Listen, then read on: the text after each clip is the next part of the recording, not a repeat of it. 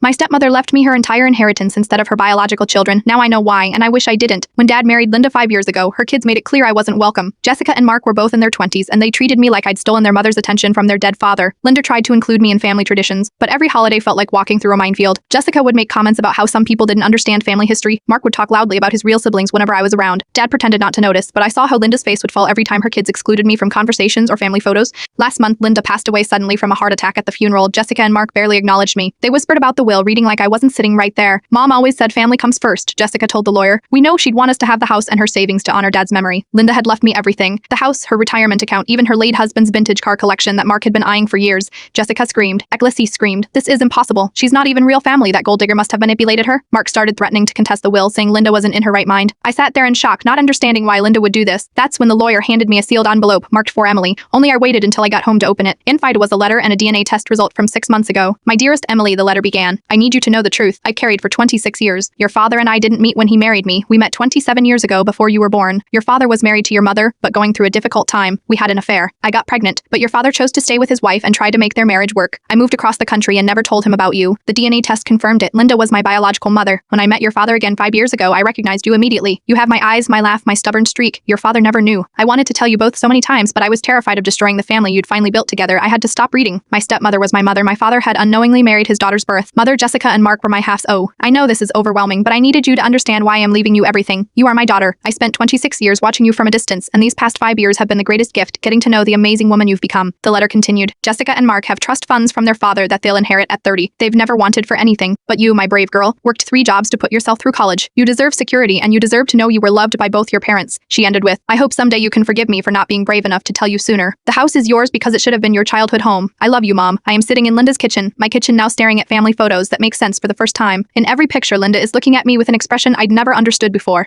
It wasn't the polite affection of a stepmother, it was the desperate love of a mother trying not to reveal herself. Tomorrow I have to decide whether to tell Dad and my half-toe of the truth. Linda took the secret to her grave to protect our family, but now I am holding enough truth to destroy it. Some inheritances come with money, others come with secrets that change everything you thought you knew about love.